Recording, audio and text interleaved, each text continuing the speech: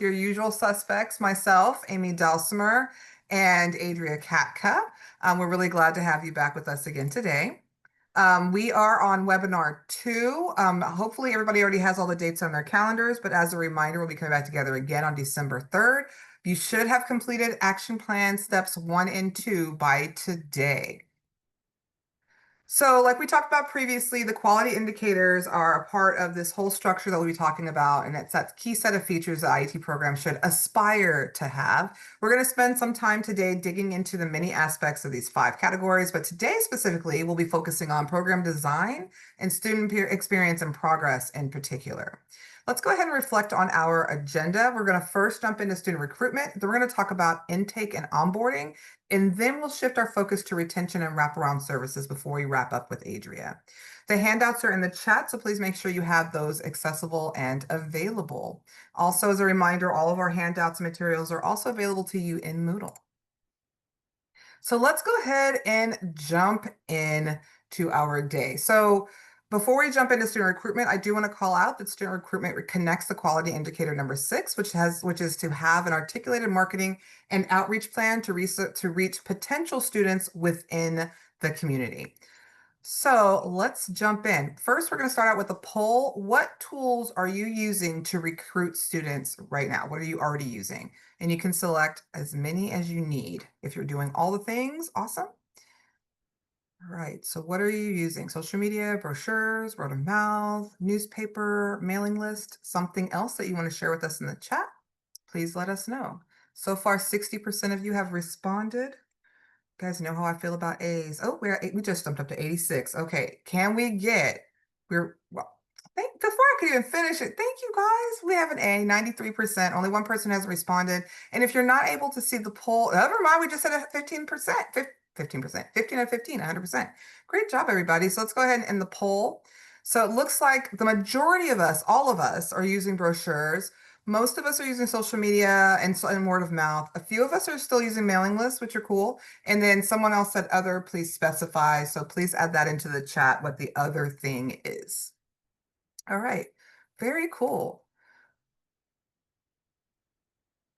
All right, so when we think about that same question that we just had, oh, email, Jacqueline, thank you. So when we think about those recruitment strategies, what do you do that you found has been the most successful out of all those recruitment strategies? Go ahead and share in the chat or feel free to unmute because we're about a few minutes ahead. What's been the most successful and what did you do that was most successful?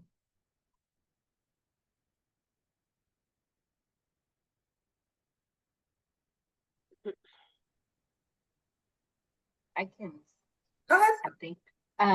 We're again at a community college. We found that the most successful is actually creating classes in the communities in which students live. So meeting them where they're at. We have 2 very small rural communities, part of our district, and so we go to them to register, to onboard, to give information. We pass out flyers. We work with the local school districts to do the same. So not only do we disperse flyers, we send them to the local school districts with their wording, and then they disperse those for us within their school communities. So that's been very helpful. Awesome. Thank you so much for sharing. And I love how you said you meet them where they are. You go to where the students can be found. And distributing through the school systems where their kids attend school is really, really smart. Thank you. I thought I saw somebody else unmute, but then they disappeared. I think, was it you, Kathy? Yes. Let's see.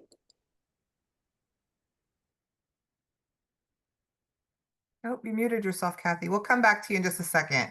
Laurel said promoting to students in person, sharing flyers, working with partners.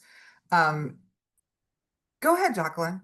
I was going to say we've also been visiting classrooms and explaining what our program is all about. We have a high interest just by word of mouth, but then to add me going into the classroom and explaining what the course was about, like really spiked up our interest. And then we held an orientation meeting as well. So recruiting from within the student body. That's awesome. Yes. That's Laura, I'll come right back to you, Kathy, one second. Laurel, I had a question. When you said that you're working with partners, do you want to say a little more about that? Well, where this is something that we work with our Napa Valley Unified School District to promote our instructional assistant class. I think that has been somewhat helpful, but as I look at it with our IET, we haven't quite hit that nail on the head. We're still working on our partnerships and getting the specific IET students into our program. But we have promoted our classes, our instructional assistant program through the district, but also going to classes and talking to students about the IET classes. So this is something we're still working out. Got it. Got it. Thank you so much for sharing. Mhm. Kathy, go ahead. We can see you and hear you. okay. I was just going to add on to what Jacqueline said. I mean, she goes and makes those visitations in conjunction with the counselors, and I think there's been a concerted effort to um, have a plan in place. And it's really beneficial that Jacqueline goes in there. Students get excited about it, and but it's a plan that has been well thought out, and I think that it has stimulated interest in those classes. That's awesome. And I love that you're doing that in collaboration with counseling services, Jacqueline. That's awesome. Thank you, Kathy, for sharing. Maureen said that they plan to do student surveys to see how many are interested, and that will raise awareness. Uh, Mr. Farrow, did I say it right this time? Did I get it right this time? Yeah, I'm working on it. He said pathway navigators, intrusive advertising. I know you know that's what I'm about to ask you about. What do you I mean by meant advising, not advertising, but I can't spell on Zoom. that? You did say advising. I read advertising. That's my Oh, fault. okay, good. Yeah, I've had one of those days. They're there and there, you know. Yeah. Yeah, I watched it firsthand, and Grace can speak to it more because she was a supervisor.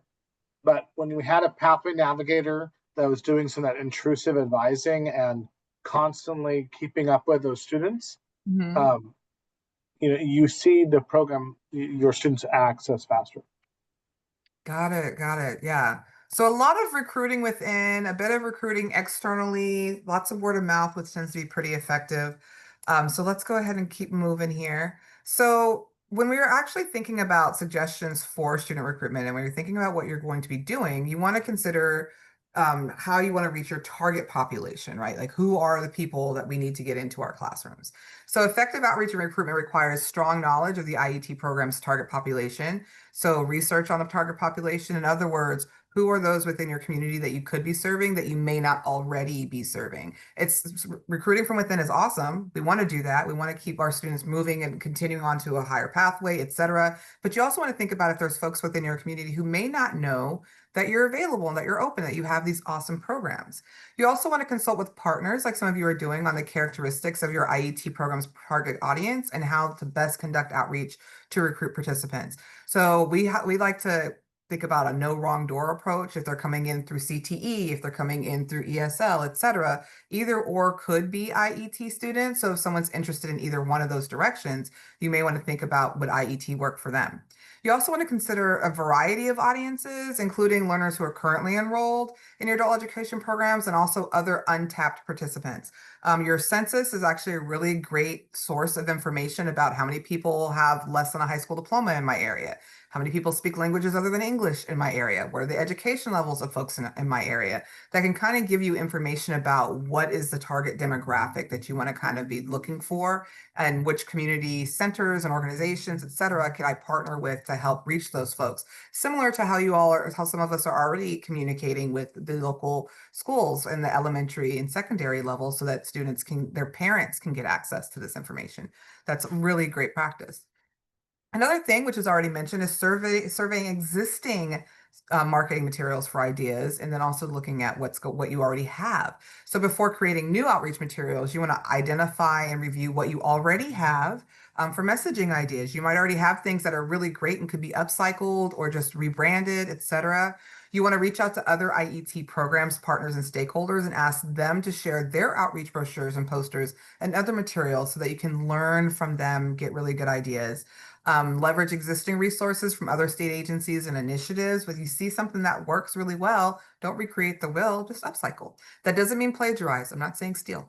Then you also want to consider hosting focus groups and asking attendees to review and rate existing materials to identify those that need to be modified or used as a guide for your IET's program material. And you can also categorize, create categories for feedback that might include effectiveness of the design and content or relevance of the material and things of that nature to the target audience. Branding your IET program is huge. And I know that seems like such an influencer thing to say, but it is something that was really helpful. Making your IET program and brand recognizable, something your potential students know is out in your communities. So once you've determined the messaging that you want to use for your program, you can work with partners to develop the messaging to brand your program in a way that attracts a wide audience and wide range of learners. So developing outreach materials that convey the value of your IET program to your adult learners related to in-demand careers and the acquisition of industry recognized credentials and post-secondary credentials. You also want to highlight adult education learner outcomes along with success stories to encourage potential learners to learn more about IET opportunities in their community. And I know some of us are already using the students in that kind of a way, but I have to tell you, as when I was in CTE, the best graduation speakers that we ever had that were the best received were not the ones we paid a bunch of money for to come and talk to our students. It was the former students who came back and talked about their experience.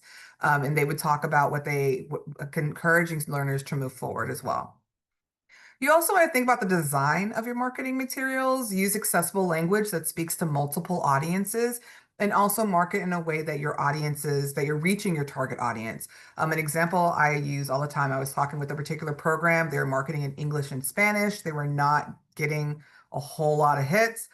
They started looking at the census data and the regional information. It turned out the language spoken most often in their community, other than English, wasn't Spanish, it was Tagalog. So then they switched how they were marketing externally to include Tagalog, and then they had more students coming in. So if the students can read your program flyers, then they're more likely to know that you're marketing to them.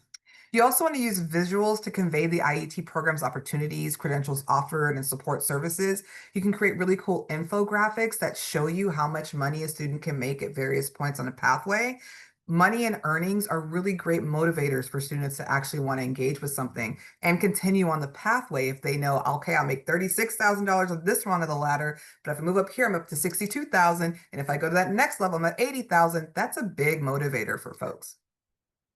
Your IET program has a greater chance of success if staff are strong advocates for the program and they can readily communicate information about the program within the community. So once your marketing materials are developed, you'll want to identify ways to encourage providers, partners, trusted community collaborators, and IET program staff themselves to conduct effective outreach within their communities. And you can get really creative with how you market a lot of different things and different mechanisms for marketing. I've talked to folks who have used the library's outside marquee to promote their adult education programs, their IET programs. I've talked to folks who got an ad at the DMV. So while people are sitting there for a long period of time waiting for their DMV appointment, they get to see the ad for their adult education program's IET program, right? So there's so many different creative ways that you can do these things, and a lot of things that you're already doing. So just tapping into that.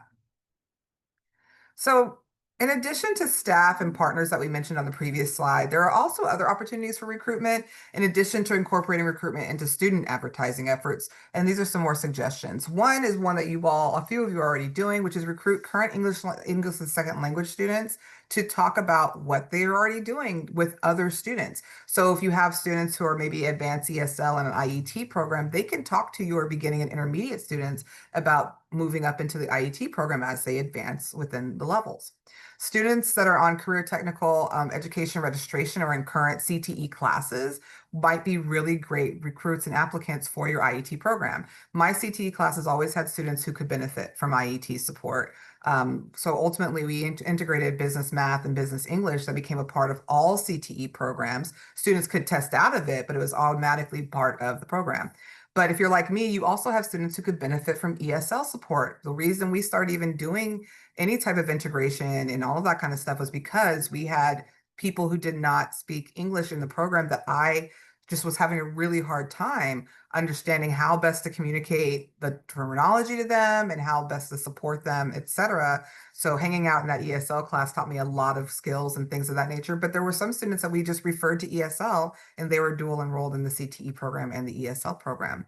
For both CTE and ESL classes, you can provide ongoing presentations and adult education classes about IET opportunities that are available. So don't just think about only getting your ESL students or your ABE students into IET. There's oftentimes CTE students who would really benefit from it. I know they say CTE students are supposed to be at a ninth and 10th grade reading level. As someone who led a CTE department in California, I am very confident that is not true even 80% of the time, most of the time. They need that extra support. And sometimes it's because they're just not ready to take an industry certification exam yet. It's been a long time since they've read a word problem, like those type of things. So thinking about your that no wrong door approach to your IET programming, or you could do what Amy calls IETify your whole program and make everything kind of integrated. Friends and family of students and graduates are also really great for helping to promote and market. Current and former students are often the best advocates for our programs, and family members who saw how great that was and how that benefited them are also great. Recruiting through education, community-based organizations, employer partners, like we previously talked about. And then another one is case managers at organizations who assist job seekers. So like your AJCCs. If you have an American Job and Community Center that's nearby you, or Career Center, I should say, that's near you. We were lucky that if I went out my back door, there was an AJCC right across the parking lot. So I could easily walk students over if they needed services. And they would sometimes walk students over to us so they could tour and see what the program looked like and that kind of thing. And that was a really mutually beneficial professional relationship that we had there.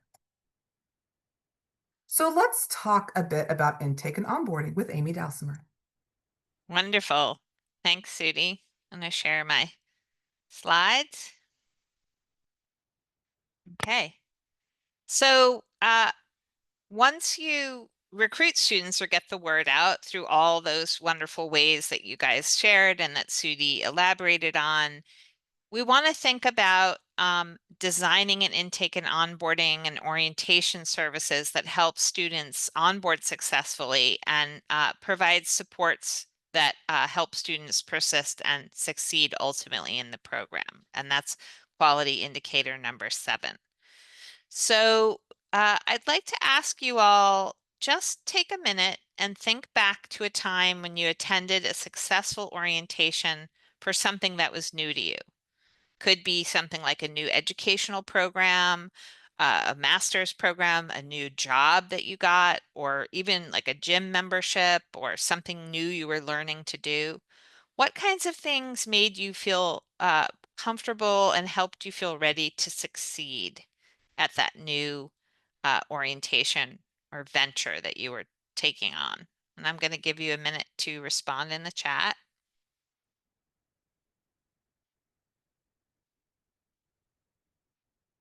What kinds of things did they do that helped you feel successful? Ariana, they started with something easy, right? Appreciate that, right? They gave you something doable, something that you could participate in, feel successful at. Okay, others? Right, Laurel, the program outlined their clear expectations, right? Like setting up kind of what am I going to be doing? What are the expectations? What can I expect from the program? Mr. Farrow, the stepper method. I'll have to ask you to elaborate that on the chat if you can give us a few sentences on that. Fatima, the way they explained it to you, I'm assuming that you mean like that they offered kind of more information, answered questions, clarified, but please feel free to elaborate on that. Maribel, I like that they offered visuals. Oh, Rimu, a checklist of things. I love that. Some tools to help you, right? Get prepared, know what to do, know what you needed. Front loading information, Mr. Fallis says, right. Activity before content. Great. And Kathy, they started with something that you were interested in. It felt like they were kind of speaking to you, right? Like that it was personalized. These are all really great.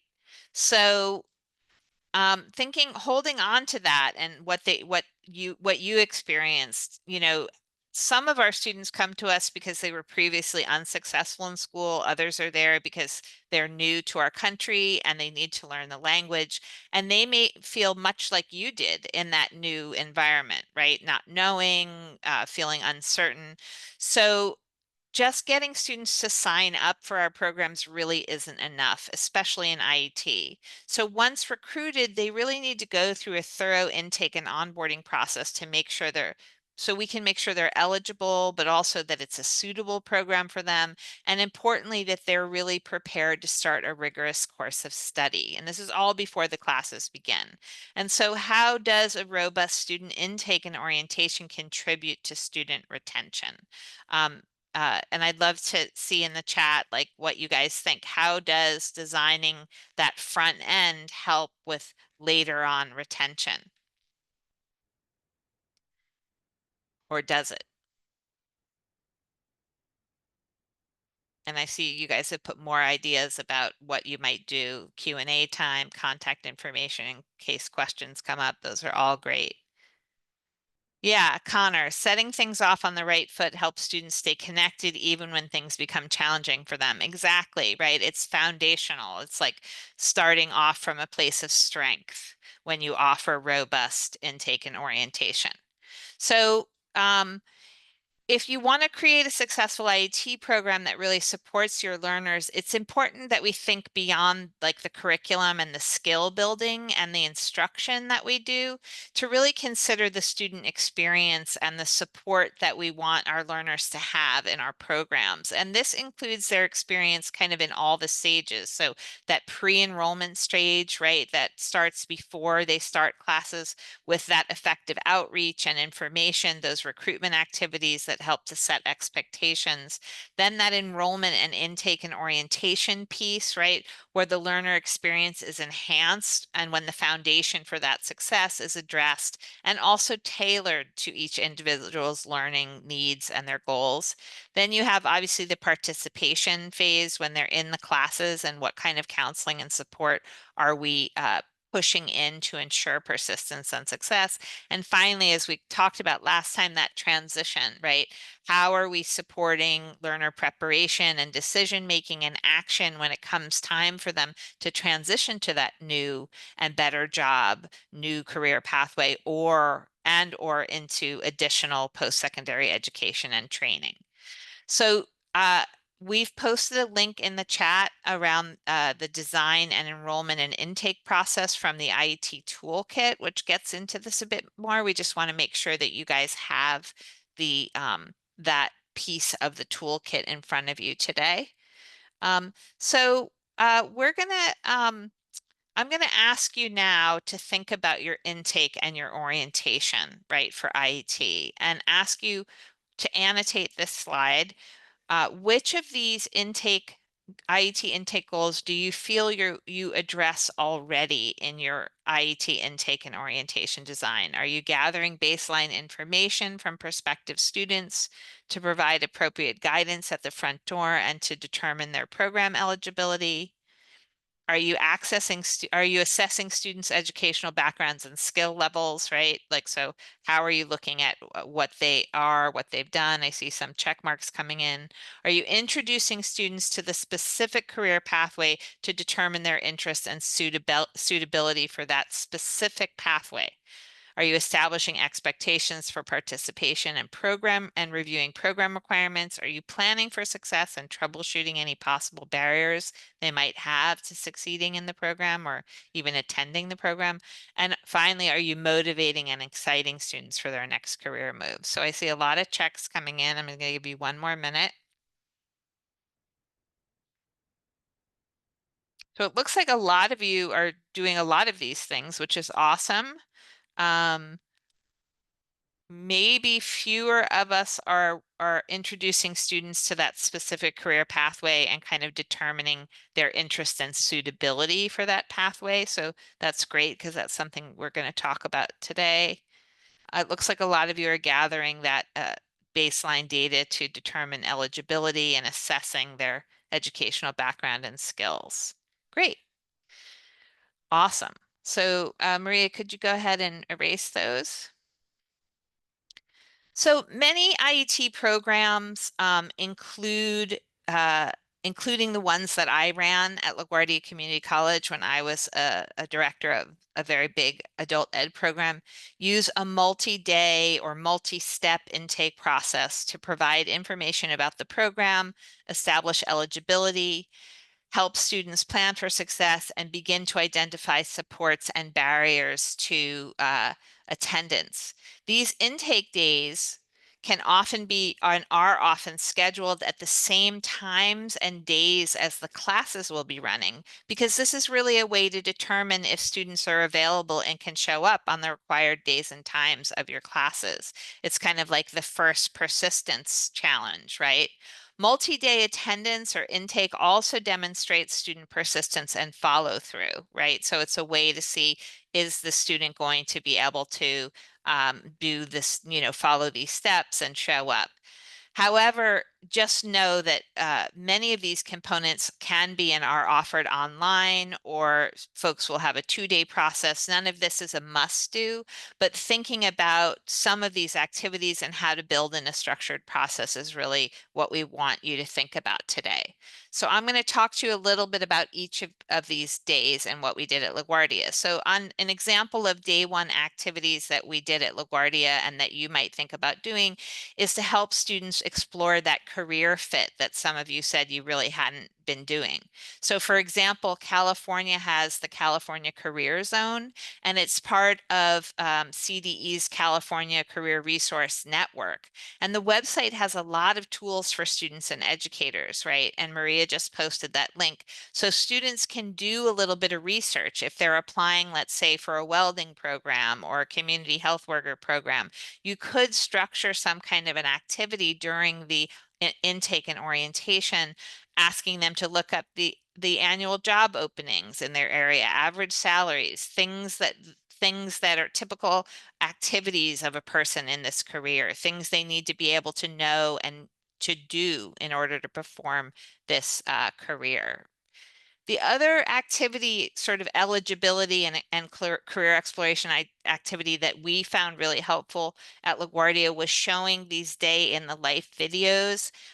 There's many, many of them if you just look them up on YouTube, for almost every profession you can think of. And it shows someone doing that work kind of, and I find these videos very powerful because obviously an image and a video can convey things in a way that just words and information on a page can't. And so this particular video is about a certified nurse, say the life of a CNA, but you can find many others. And it gives you a really clear idea of what this job is. And then students are able to make better choices. Is this right for me? Would I like doing these things? Is this the type of work environment that I want to be in? In terms of thinking about eligibility and suitability, this has to be determined by your team for your specific program. And so this is just an example of one for like a commercial driver's license IET program. And the team that was running this CDL IET really had to figure out and plan backwards. What do we need to make students aware of, or screen for, in order for them to be good candidates for our CDL IET? And so this is some of the stuff that they came up with for their intake and orientation. Students had to have a valid state driver's license. They had to be available to work evenings and Saturdays because those are trucker hours. They needed to be reading at the 6th grade level or above. They determined, because of the level of testing on the CDL, that they just, in this IT program, students had to enter at a certain level to be successful after on the certification and the testing. They needed to have an aptitude and interest in driving. Not everybody is going to be good at commercial driver's license. And the one thing that I really like to point out here is that this particular program said people had to be over the age of 21 to get in. And the reason for that is because when they were working with the folks who were hiring for commercial drivers, they found out that they wouldn't hire people under 21 because they couldn't get them insured. So that even though you can get your CDL license if you're 18 or 19, in fact, people couldn't get jobs because of the insurance issues. So this program basically said, we want to train for jobs. We don't want to train somebody, come and do all this work and then find out they can't get a job. So that was a criteria that they set. But your eligibility and suitability criteria will be specific to whatever your particular training is. Okay, so pivoting to day two, if after day one, right, folks are excited about the career, they feel like it's suitable, you've determined some basic program eligibility, you've done your basic skills assessments, whatever they are, you know, CASAS and whatever other assessments that you're performing, and you invite them back for kind of a second day or a second piece of the work of your intake and orientation. Day two is really an opportunity to start to build the community, right? That some of you talked about that with your orientation, that they gave you some activities to do. They helped you feel comfortable, you mixed, you mingled, right? All that worry and stress about being in a new place, kind of these activities help students feel more comfortable and begin that bonding both to their fellow students and to the program. You can do planning for success activities. You can do another level of or more information about the program expectations and resources and any kind of additional paperwork that you might need for that concurrent enrollment. In some cases, that could be more about the financial aid, or if you're a college, how to enroll in the credit side, those kind of things. So some activities of like that day two activities might be a planning for success activity. And I really love this one that I'm showing to you. This is something that we did at LaGuardia, which is when you're an adult going back to school, right?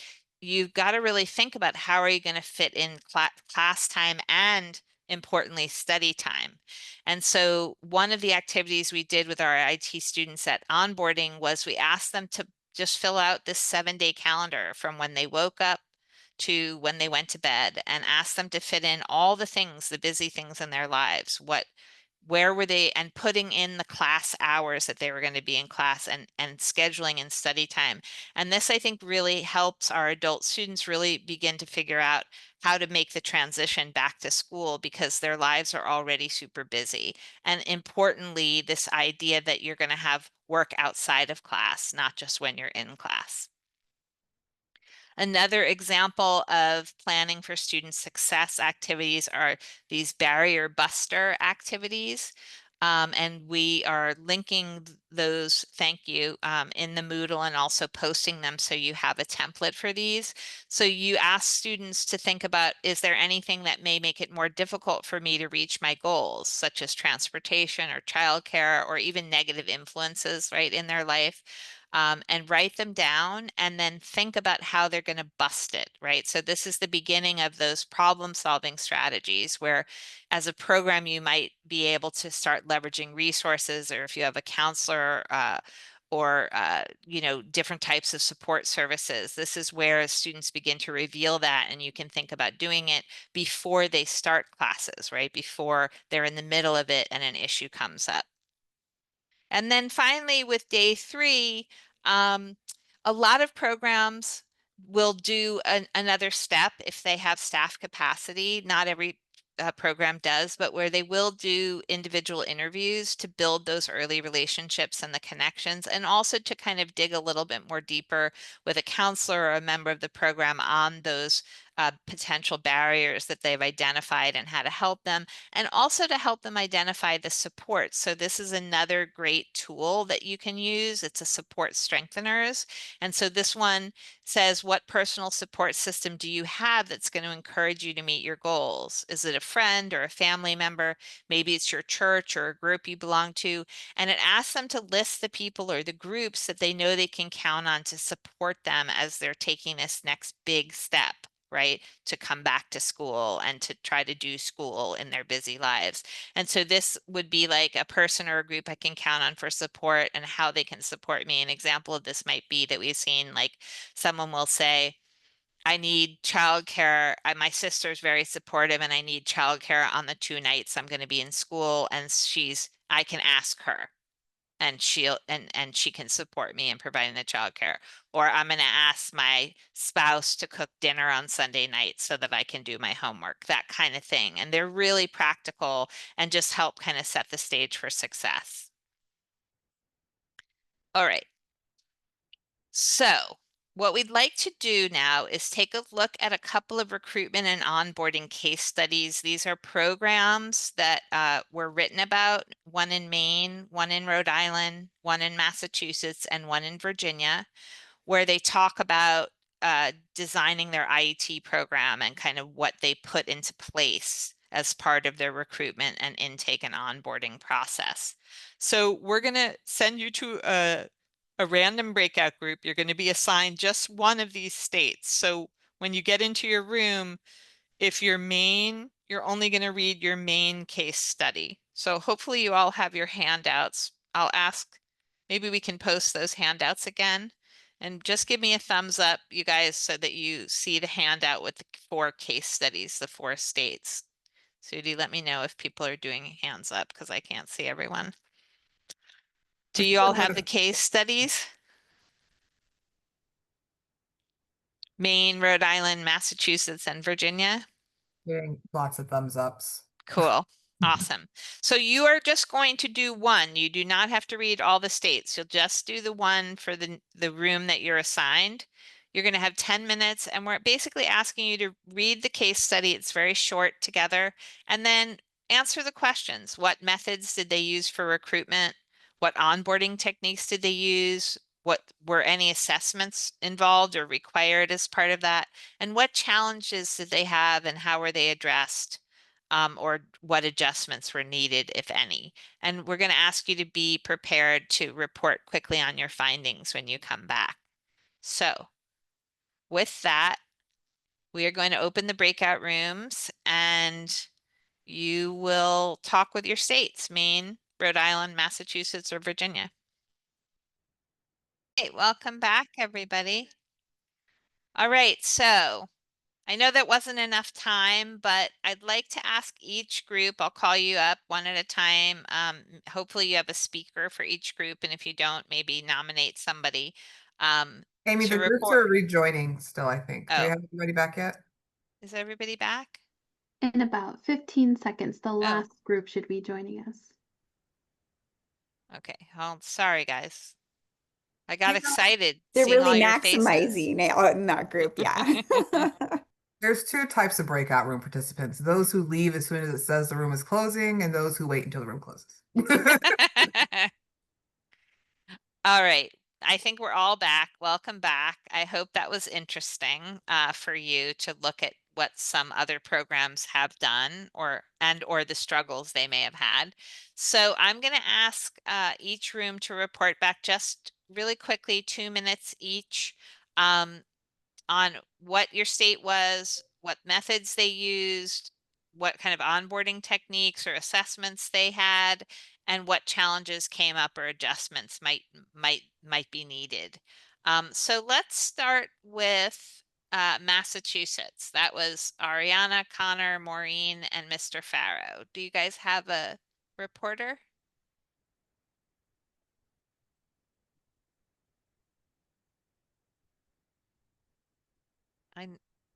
Connor, I see you shaking your head, so I'm just going to call on you.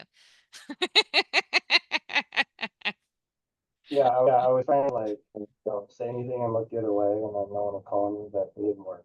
So this must so we looked into it, and the methods. It was on maintenance training. The methods for recruitment were not present in our Okay. write-up. So it seemed like it was talking about internal students, but it wasn't really mentioned. Mm-hmm. It did go in depth on the onboarding techniques. They do testing and an interview to determine the student's readiness for the program, and then also talked about some of the requirements like driver's license, high school credential or equivalent. And then the assessments, they have weekly testing information sessions where they test the reading comprehension and math skills and require a writing sample. And some of the challenges found was not all of their students had a diploma, so they had them co-enroll in a high set program so they could earn both at the same time. They would help them obtain the transcripts if they were from a different country and offered translation services or get them waived. And then they also offered remedial math courses to help students get their math ability up to the required level. Yeah. Thank you, Connor. So the thing that I always find interesting about the Massachusetts example is I think they had to have that secondary credential requirement because the employers were asking for it or needed it, right? So they had to either bring people in that already had a a, a high school credential, or what they realized was they could do some of that foreign, credit evaluation, right? Many of our immigrant students have high school equivalency, but they need help kind of transcripting that and proving it in our US system. And also then they added this high set co-enrollment piece. And then the math piece also I love because that was really, they found out, I think very quickly that the students had some math deficiencies and weren't doing well and really need to figure that out. Yeah. So thank you, Massachusetts. All right, how about Rhode Island? That's Emma, Graciela, Kathy, Nieves. I can share for the group. So the program that we read about is healthcare and culinary arts program in the community.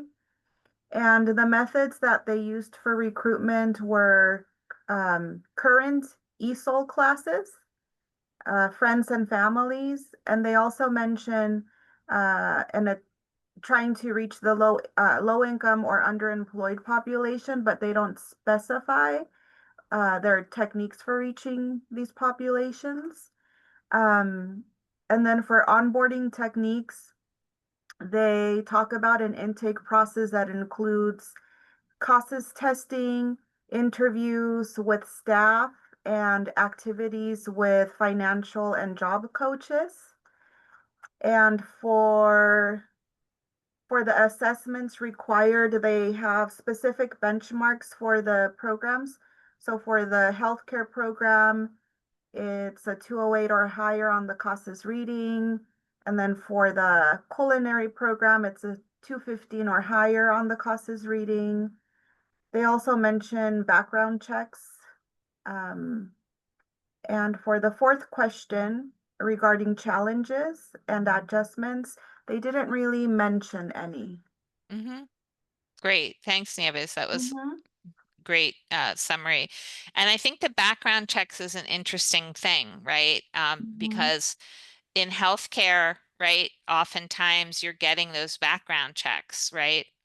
When you get a job in healthcare. And so in this case, I think that was one of the screens that they wanted to put into place. Not necessarily to say to students, oh, you can't do this, but again, we want to train for a job they can get, right? So if you want to let students know and give them the tools, right, to make wise choices so that whatever training they're a part of, they actually will be able to get a job. So I thought that that was interesting, right? And so, all right, well, thank you for that, Rhode Island. How about Maine? Okay, I'd be happy to share out on that. We read about a boiler operator training program for incumbent workers and those who were unemployed or underemployed and had barriers to education. The recruitment that they used was using local news and education and employment partners. So tapping into those. The onboarding techniques they use, they had reps from the local mill and the community college and training providers talk to the students or potential students about the skills and interests for boiler operators. And they also looked at their individual learning plans to determine their skill level or skill needs. In terms of assessments required, there were no known assessments during the intake process, which we thought was a little odd. And in terms of the challenges addressed or adjustments needed, we would include assessments. And let's see here. And then maybe some other changes or adjustments in the intake process. So maybe more conversations or interviews or gathering more information, maybe doing an interest or skills assessment, things like that. I think one of the things, if I'm not mistaken, about the main program, tell me if I'm misremembering you guys, is that they ended up with students at a much higher level than they had intended. Yes. Right. And so going back to the recruitment and kind of what Sudi was sharing with us about knowing what your program is designed to do and who you want in it. And Right. so they got a higher level of student, which isn't to say that those students don't deserve an opportunity, but that wasn't really the design of their IET. They really wanted to open access to this career pathway for students that weren't as high level, right? And so that group in Maine really had to go back to the drawing board and say, where are we going to find our ESL students? Where are we going to find our lower level ABE students who really, that's the intention of our design, this access and success model for lower level students. So Right. that was, and that speaks also to Laurel, your point about the assessment part of it, right? Only Great. 3 of the 19 were eligible for the available support. Yeah. Yeah. So that was a strong lesson learned for them, right? And it's not, I mean, other members of the community wanted this program and needed it, and that's a positive thing too, but that was not the intent behind an IET model, right? So, all right. So last one is Virginia, Jacqueline, Lakshmi, Maribel, and Ribbentrop. Yeah. Hi. Hi. So the course was like plugged in VA. It is a statewide IET model. And for recruitment, it started with we do extensive recruitment. So like when Sudi started in her slides, we were talking about the ways how to recruit students, and pretty much they are covering everything, like sending postcards. This was one of the poll we had to do: postcards, mailing list, placing ads in local newspaper, recruiting from existing classes, public events, and partnering with community colleges, and also with local employers. So pretty much they covered their base. Maybe like that's Very not like comprehensive. very Yeah. comprehensive. And the onboarding techniques they did was like there is included a basic skill assessment to determine academic preparedness, and they also did face-to-face interview to gauge the learner interest and career fit. And as and when needed, they also included like writing samples and worky assessment for work. So that was a part of their onboarding technique. And assessments, yes, they had work keys assessments of work readiness or career interest survey. They had that, and also for a part of a recruitment process, they had basic skill assessment to determine academic preparedness. They had different assessments. So, what are the challenges addressed or adjustments needed? We had a very hard time to find it because they pretty much had everything. We thought maybe it'll be nice to include like social media as part of the recruitment process, and also like have a exit survey, like a post completion survey about the feedback of the program, and um, did the program meet student needs, or if they have any suggestion to improvise the program. Yeah. Great. Thank you. Thank you, Virginia. And a couple of you mentioned that some of these programs are using writing samples, right? And we did that at LaGuardia Community College. And part of the reason that we did that was one, because some of the more kind of fill in the blank or, multiple choice assessment tests weren't giving us enough information, but also writing samples are a great way to understand what the person understands about the career, right? So just saying something like, why are you interested in a career in nursing? Please write a paragraph or two gives you a sense of like the person's writing skills, but it also gives you a sense of like, what have they really thought about, or like, what do they really know, right? So writing samples are both like ways to see what students can do, but also ways to get them to engage with that thought process, that thoughtful, is this career right for me? Am I ready for this program? Those kinds of questions. All right, well, thank you guys. That was awesome. And you all have all of the case studies, so you can read them all. All right, as we round out this intake and orientation portion, I'd just like you to take a poll now. It's multiple choice. Which components would you like to add to your IET intake and orientation process now?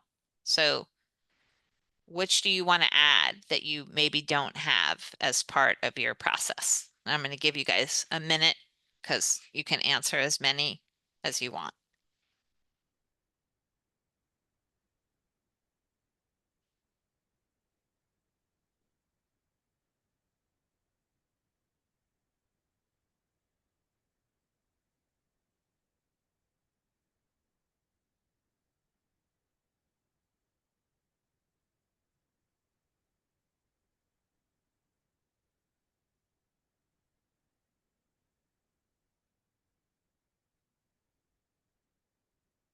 Okay, they're starting to come in. One more person.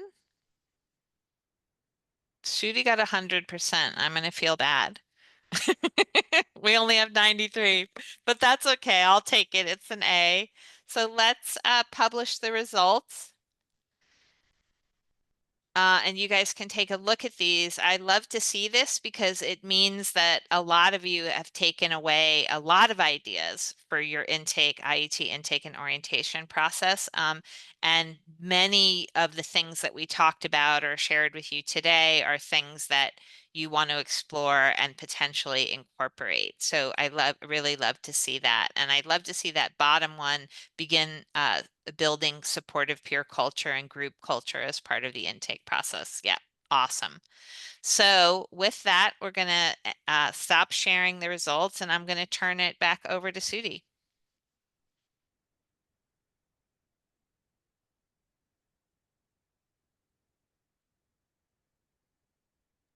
You You're on mute, Sudhi. Okay, sorry. What I was saying is, before I jump in, I see Graciela has her hand up. Did you want to go ahead and ask your question before we move on? Yes, please. In our scenario, they mentioned CASAs as an intake as the assessment, and then Amy, you've mentioned having an additional one or a writing sample. Is that, I guess I'm thinking, isn't CASAs as an assessment for IET an approved assessment, and Yes. is it appropriate? The answer is that yes, CASAS is an approved assessment, and so our program used the approved assessments, the required assessments, but we also enhanced our intake, right? So we developed an application, and on the application were these short writing questions, right? And so I guess what I want to say to you is you need to make sure you're doing what's required, right? As part of your funding and as part of your program, but that's the sky's the limit in terms of all the other things you can add to it: videos, career interest inventories, writing samples. um, some folks don't want to do background checks, and I understand that that's costly and it can be intrusive, right?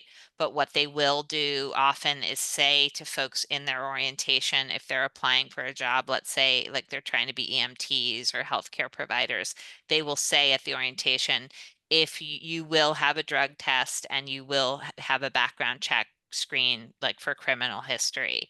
And so if you have those things, this is something you need to think about before you start to train in a career for this and a job, So a lot of so again, like you have to do certain assessments, but you can do so much more. And I guess the question came up from our financial aid office yesterday.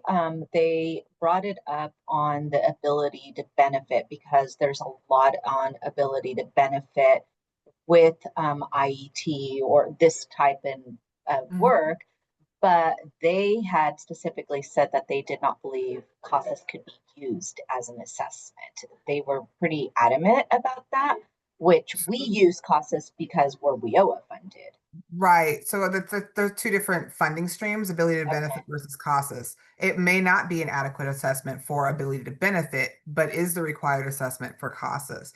But for IET, you might find yourself using more than one tool to get Mm. the information you need versus what's required. So for example, if we had students coming in from the ESL side, they're getting CASAS tested for ESL, or if they're ABE, they're getting CASAS tested for ESL and ABE. I was on the CTE side. My students were TABE tested. So because it gave me a better picture on where they were mathematically than what CASAS could do, right? And so you might want to think about what is the requirement and then what best meets your needs. And then you can also add things in. So for example, in our advanced office program, where they actually were Microsoft Office experts, not specialists, which are two totally different things. We would have students coming in saying they were already experts or advanced Microsoft users, but did not actually know how to do the more advanced things like pivot charts and tables and the backend coding components, or putting the strings and booleans together in your access database, for example, like so many different advanced things. So we started using a Technomedia test that allowed them to actually do an assessment in all the different Microsoft Office suites to see how advanced they actually were before we would place them into the program. So we would have students who thought they were ready for Microsoft Office Expert, but were not. And we needed to dial them down and have them do entry level stuff. So you might find that you're using different types of assessments to assess different things to understand their skill level and where they are. But to Amy's point earlier, you want to make sure that you're also doing what is required for both of your funding streams. So you want to check the literature, see what does ability to benefit funding accept, what can you utilize? Can you use ACT work keys? Does that meet that requirement? I think it does, but you want to double check. Are they expecting TABE? But then also thinking about if you're using WIOA funding as well, that you have to do that CASAS assessment as well. So you really want to look at that whole picture. But it does get a little bit complex with the braided funding requirements for different funding streams, Mhm. but it also allows you to type into the various funding streams too. Okay, I have one more question just regarding community colleges and entry exams, like entry level exams or the placement exams. They're not, I guess that's my other gray Yeah. area. So I Yeah, think that's so something you want to work with your coach on when we get to that. Okay, good. yeah. That's That's what not I going to thought. be applicable to Okay, everybody in the group. perfect. That's They what can I already thought. do that. Thank you. No worries. All right. So moving into student support and retention services, this connects to quality indicator number 18, which is engages all IET partners in providing wraparound support services to address students' basic needs and logistical barriers at each phase of programming to strengthen IET persistence. And then quality indicator number 19 provides wraparound services to address students' basic needs and logistical barriers at each phase of programming in support of IET program persistence. So both of these quality indicators are all about persistence and all about making sure students have what they need to be successful. So according to Jobs for the Future's Accelerated Opportunity Report promoting persistence through comprehensive student supports, to help students succeed, we need to provide them with supports that are sustained, strategic, integrated, proactive, and personalized. So by sustained, we mean that the students' needs are met from the moment they enter the program until the moment they exit to ensure that no one and nothing slips through the cracks. This also builds students' trust within our program. So, for example, rather than students only having individualized conversations about their needs at intake, there's ongoing conversations, be it with a case manager, teacher, or someone else who would ensure that their needs are continually met. Or a student who wants to try distance learning wouldn't just receive a computer to try at home on their own with zero guidance, no support, no technical introduction. They would instead be given training on how to use the program and receive check-ins on how they were doing and progress check-ins as well. You also want to make sure that we're being strategic, which means supports are effective, they're efficient, and they address learners' needs. So for example, if the student is in need of childcare, right, to only have classes in the morning, then if the students are in need of childcare, only having classes in the morning, those resources can be redirected to other things rather than making childcare available all day. Vice versa, if your students who need childcare only there in the evening, you wouldn't want to offer childcare all day if the people who are there during the day don't need childcare services. You also want to make sure it's integrated. Services are interconnected rather than standalone intervention. So, for example, having a system that allows teachers to work with the same students, compared case notes so that everyone knows what's going on within the team. Being proactive is also huge. Potential solutions are discussed as soon as problems arise rather than after or when it's too late to do anything. So, for example, if someone misses one class and the teacher found out it was because the student was nervous about the test, the teacher could connect the student with tutoring services right away rather than waiting for the student to fall or fail a pop quiz or get frustrated and just not come back and choose to drop out or stop out. And then lastly, that it's personalized, which means services are tailored to students' unique needs within your program. Now, this report is based on a community college situation, but this holds true not just for community colleges, such as those in Achieving the Dreams Network, but also for all adult schools and all adult students, making sure that they're supported and have what they need. Now, when you think about barriers, what barriers do adult education students face that might affect retention and success in your school? What barriers do you feel like your students hit?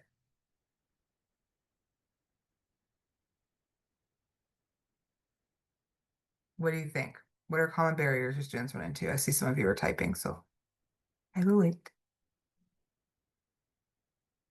Childcare, yeah, that's a common one. Having someone just to leave the babies with so you can go to school. Work schedules, work schedules. I'm glad that's getting mentioned in here. Transportation, finances, transportation. Yeah, those are very common ones. Employment. They may have a job or they might be going on interviews. Maribel, when you say language is a common barrier for them in school, what do you mean? Um, I was remembering a conversation I had with one of my students, and they were just talking about how, um, or you know what? I'm sorry, I misread the question. I was thinking more about their career path. But Oh, it just, okay. yeah, sorry, I misread the question. That's okay, but that could also apply in a school environment if they're not understanding what's being said during orientation and onboarding. Yes, like, That, well, that you know what, now that you bring that up, I did actually today I had a conversation with one of my students who is a ESL student, and she was debating whether to start taking general ed classes. And Mhm. she didn't know if her language, she was ready for it. Yeah. And so that was holding her back. And so I can see in both work and school. Yeah, and that's where I thought you were going. I was like, that makes sense, but I wanted to say more. But yeah, exactly. That could be barrier either way. Thank you so much, Maribel. Literacy, Kathy said. Rimu said not knowing who to contact when there's a problem. Yes. Amy said poverty. Yes. Housing insecurity, food insecurity, all of that. Speaking and reading comprehension, if they're struggling with following us along, losing interest. Yes, exactly. So when we think about student support services, some things we want to do is make sure we identify challenges that students might face regarding participation in or completion of the program, then take time to identify what kinds of support services, childcare, transportation, etc., that you have access to. And when I say access to, I don't mean you provide everything. I mean in-house or via a partnership to assist your students. You also want to identify any counseling needs from prospective students in your IET program and services you already offer. Could the program benefit from additional counseling services to help students identify and fulfill their career goals, or is this something your agency is already doing well? That's something you want to consider. You also want to consider the cost of the IET program to your student. Is the program accessible to low-income students looking for skills to help them earn a life-sustaining wage? You want to identify services that might be available to help your students, again, either in-house or through a partner to assist students in funding participation in their IET program. And when you think about funding, think about all levels of cost, not just how many dollars is the case take cost per credit, but also what all equipment do they need? Books, testing, materials, scrubs, resources. They got to pay for gas or bus passes, etc. You want to make sure they're fully prepared with all the levels of cost there. And then also research mentoring and tutoring services to help your students and consider how those services can help your students be successful in the IET program as well. Identify if services are readily available for your students and if they're sufficient or if additional support was needed. One thing I want to call out that I really love that you guys mentioned in there was employment. That was a big problem in my program at one point. because of our attendance requirement. Our students had to be butt in seat 80% of the time, and our students had jobs and our programs off, although we had a daytime and an evening program. Some students were working 2 jobs. Some students were able to make it on some days of the week and not others, or they had jobs in which their schedule was different every week. So I thought it was very unfair to penalize students simply for having jobs when all they're trying to do is earn life-sustaining wages for their families. And so I had to go to my district to get it approved to allow students to simply submit assignments online and create additional ways for their credits to count within the CTE program so that we weren't penalizing them simply for trying to feed their families. So always also consider whether or not your attendance policy is going to work for your students. That's not to say students shouldn't be committed to the program. They 100% should be. But what is your plan of action if students are working? Then you want to think through that. Yeah, Amy said mandatory overtime or required shift changes are biggies. Agree, Amy, agree. All right, so I want to bring your attention to this document. We're going to pop the link in the chat in a second. If you want to see what's on my screen a little bit bigger, you can jump to page 15 of the chat. So JFF put out this wonderful publication on promoting persistence through comprehensive student support. So here are some services from the JFF article that are related to academic advising. What I want you to do is go ahead and take out your annotate tool again and pop that open. You can click the little 3 dots next to where you see my name at the very top of your screen and select annotate, or you might have a little green pencil on the bottom left corner and click that. So what I want you to do is take a moment and using the annotate tool, I want you to put a stamp next to what you already do in these areas. So in intake and getting started, are you already doing skills assessments, reviewing prior education, etc.? In your pathway section, are you doing course selection, tutoring, and monitoring progress on an ongoing basis? And for completion, do you review the program of study and options for continuing education for your student? Not just job placement, but how do they continue moving further along on the career pathway? And I see my annotators are going.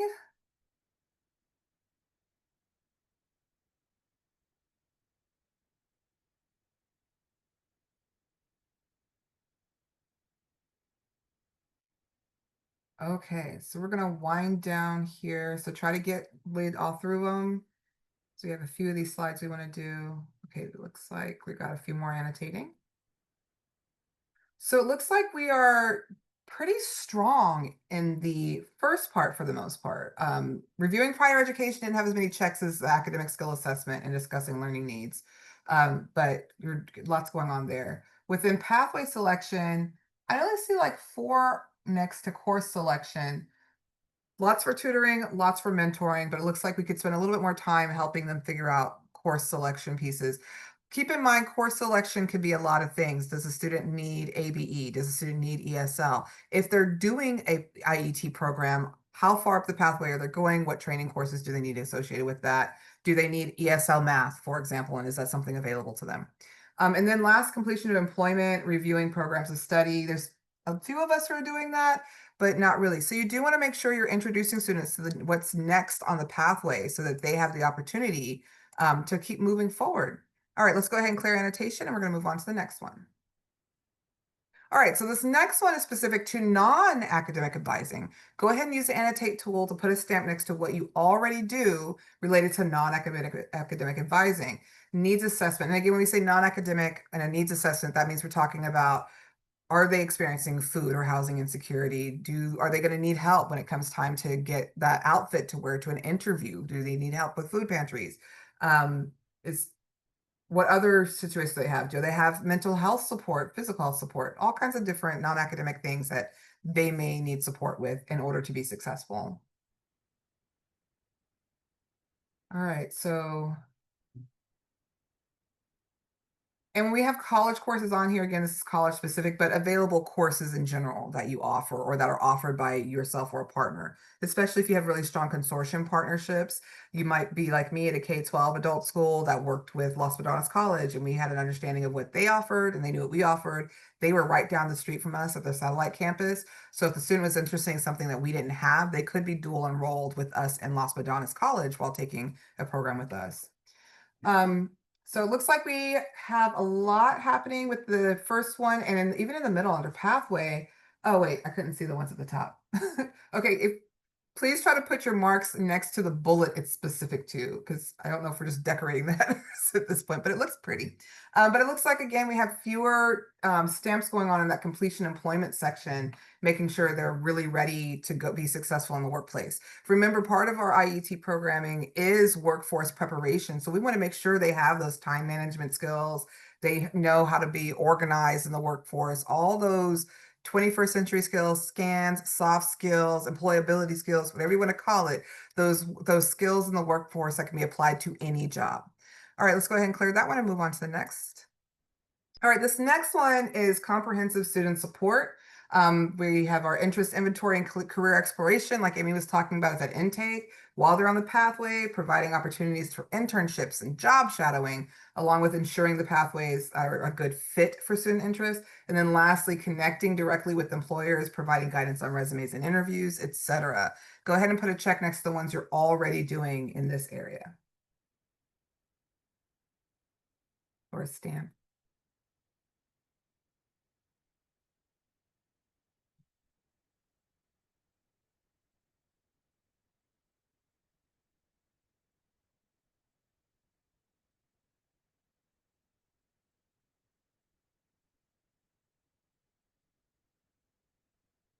So interestingly, it looks like we're getting the most checks and stars and arrows this time on the pathway section, not as many on the interest inventory and career exploration.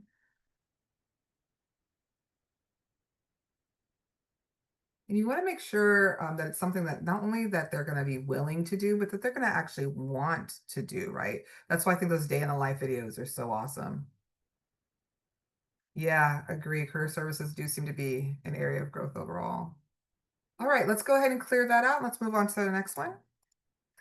This next one is on social services and counseling, making sure they have all their social service needs, whether we're talking about childcare, counseling, therapies, medical, that kind of stuff. Making sure students are aware of resources available after graduation as well. So, you know, a lot of people are dealing with mental health issues right about now. This time of year is when SAD, seasonal affect disorder, comes into play, right? You don't want your student to it is a funny acronym. They didn't have to call it SAD, but anyway, but seasonal affect disorder, you don't want students who experience that to like be super doing great in the workforce, and then it comes November and they're suddenly depressed and they don't know who to reach out to for counseling and therapy services, that kind of thing. So not as many any stamps overall on this one. So I think this is another area of improvement. And again, it doesn't mean you offer every one of the services. It means letting students know where they can get access to these services. Where can they get mental health support? Where are the food pantries? Where are the lending closets? Where are the different things that they can have access that would help them? All right, let's go ahead and clear annotate, and we're going to move on to our last one. So this is a big one. Financial services. Are you helping your students with these things? Go ahead and put a stamp before putting your stamps on the areas where you're already doing things, whether it's helping students apply for financial aid and scholarships. Even if you're a K-12 adult school, your students may not always be with you, helping them know how to do a FAFSA or where the information to do a FAFSA is if they want to continue on the pathway is super helpful. It makes the college experience feel more attainable and not as daunting. Financial literacy and planning is huge. Access to emergency funds. Who do I go to if I run into hard times and can't pay my bill? That might be something, a question a student has, right? And you want to make sure they have those financial literacy and financial planning skills. And again, even if you're not providing it, giving them access to those resources, how do I access it? Who do I talk to, et cetera, is really important. All right, let's go ahead and clear that out too. All right, so after seeing that list of all the different types of support services from intake to graduation and all these different categories, what support services do you want to include that you have not already implemented? What do you think? You can share in the chat. Amy said, looks like career and financial services are two areas of growth overall. We said that over earlier, but reiterated and agree it is.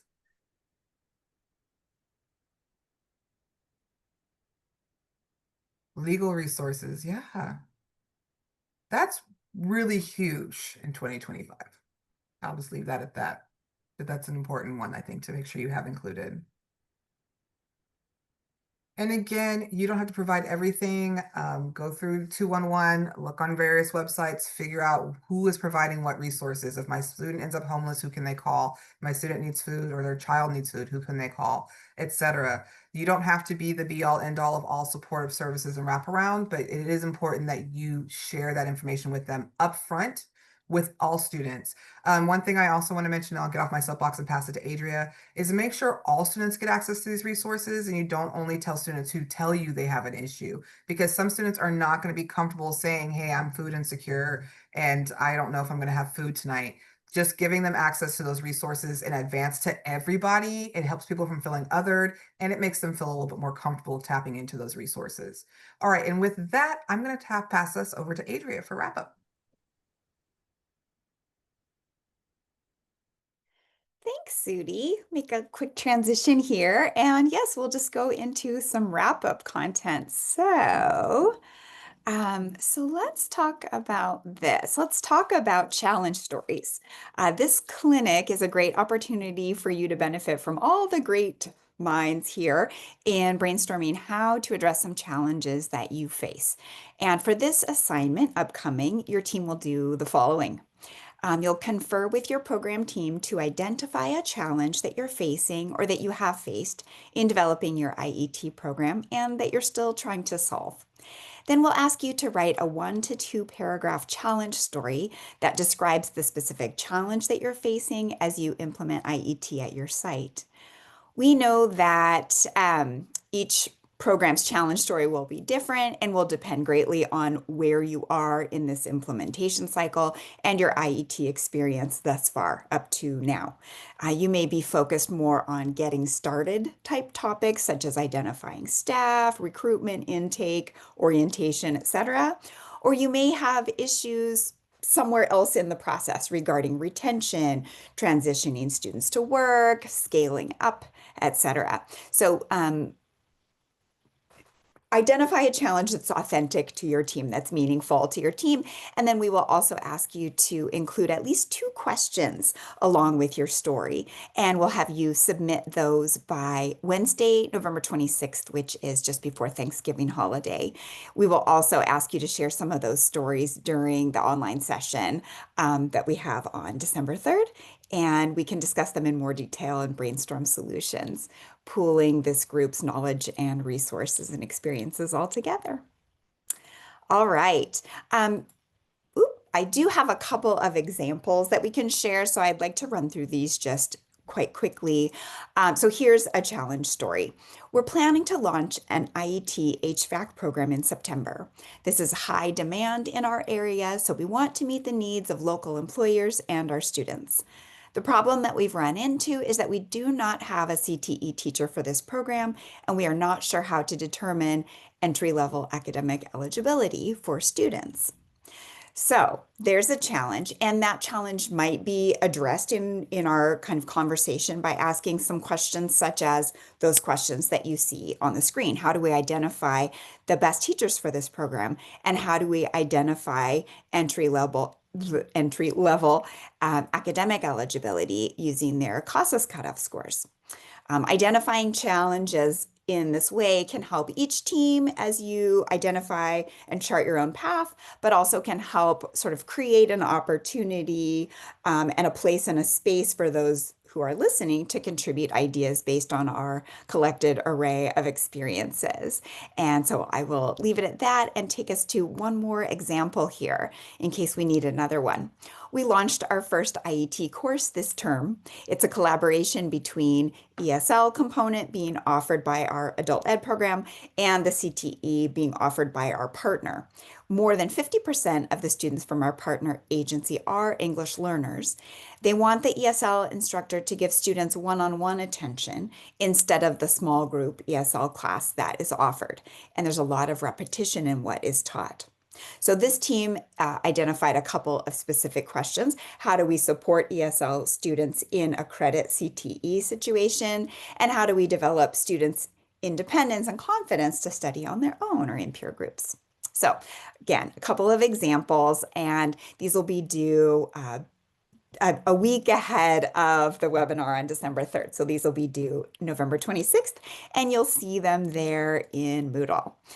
Looking ahead, I won't spend much time on this. We have reviewed this before, and we'll post these slides as well. But this is just a reminder of what you've seen before, looking ahead to our capstone project that'll be due in January. So I'm going to move us along past this one and focus this in on that next a summary of what's coming next under the assignments for section or block in Moodle. By November 26th, you will see an assignment that the administrator on your team will submit the challenge story. And again, that's a group effort, but it can only be submitted by the administrator member on your team. So that's there. Also, by December 2nd, the day before the webinar, teacher members of your team will complete an activity on integrated lesson objectives, and all team members are tasked with watching a video on creating a single set of learning objectives, along with completing the student recruitment and intake and onboarding pieces that are steps 3 and 4 of that IET action plan. You've done steps 1 and 2 prior to today, and so now we're moving on to that step 3 and 4. And again, each item will be labeled in terms of who will be the person to submit it on behalf of your team. Oh, I do not want to keep you longer. Okay, let's wrap up. So just again, a quick reminder that you have an opportunity to ask questions and share information with your peers in the clinic using the Let's Discuss sections under each kind of Moodle block. And I also want to highlight one special note today. We will also post occasional reminders or other items using the course announcements feature, and those you should receive notifications for via the email that's associated with your Moodle login. Today, you'll find, if you haven't already seen it, you'll find information about a funding opportunity, a grant application in this case, from the state of California's Employment Development Department. And we encourage you to take a look at this if you haven't already done so. There's an informational webinar tomorrow. You don't have to attend the webinar, but if it's an interesting funding source opportunity for you, attending that webinar could not hurt, and pre-registration is required for that. So there's a link there in the chat about that. And yes, Amy, it's a great IET funding opportunity. So we encourage you to check it out. Just go to the link. I won't bend your ear anymore here. So just keeping track of where we are in our calendar of activities. Our next thing up will be webinar 3 on Wednesday, December 3rd. 1 to 2:15, so a little bit shorter than today's session. And you have those assignments that are associated with that that'll be due just the day, most of them the day before. All right, and with that, we say thank you. Thank you for all your time and participation today, for your commitment to your team as you work through this clinic together, and just for being here and being engaged. We appreciate you so much, and we will see you all again soon. Thank you. Happy holidays, everybody. Happy. Holidays.